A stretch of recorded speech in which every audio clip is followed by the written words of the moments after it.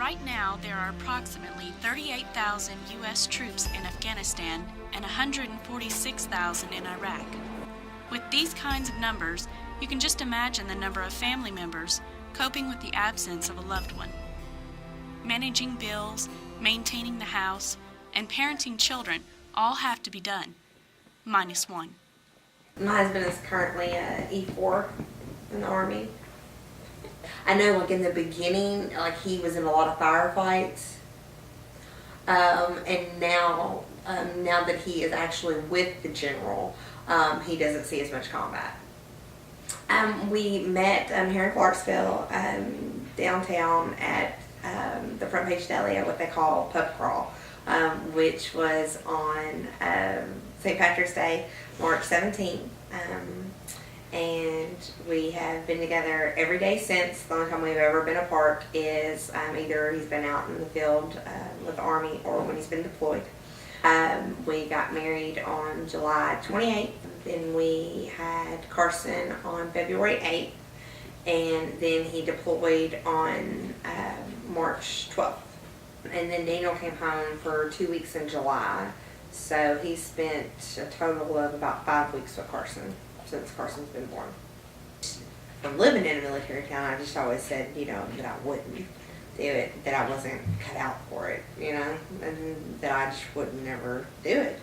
So I wasn't too open to the idea, but, can't help who you fall in love with. It's almost like I don't even know what it's like to be married, and it's like I don't even know what it's like to have a family. It's like all I know what it's like is to be a single mom. But I'm lucky because I'm from here, so I do have, my family here. My grandparents keep him on days when I work, and then, I have my mom, and I have my sister. She helps me a whole lot. And then I have friends, and, my whole family's here, so. Because Carson's so little and it's so hard to do stuff with him, like running around, he could get into anything, and then she can't go shopping by herself, it's hard. Carson got a staph infection, and he was real sick, and he was running fever, and he'd never really been sick, so it was really different for us because we didn't know how to act, and they put him on medicine. But they said if it went better in like a couple of days that they might have to do surgery on him.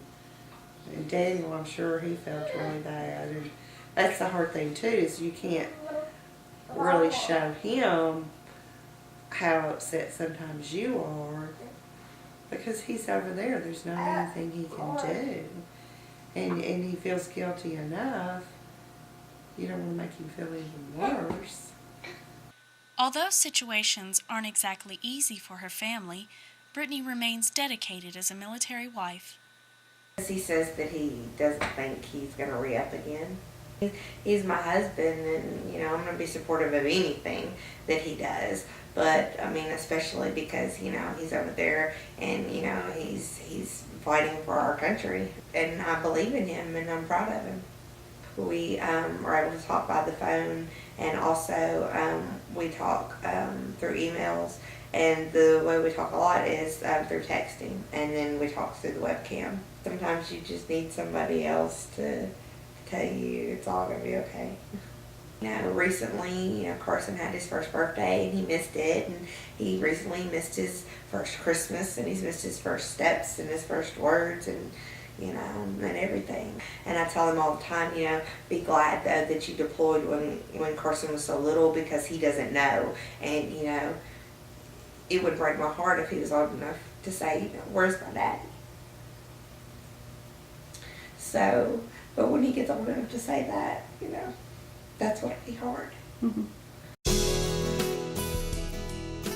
Shortly after this interview, Brittany received some important news from Afghanistan. I found out when Daniel's coming home. He will be home on June 1st. And we're going to go on some little small vacations and just spend a lot of time together. I did truly believe after going through this we should be able to withstand anything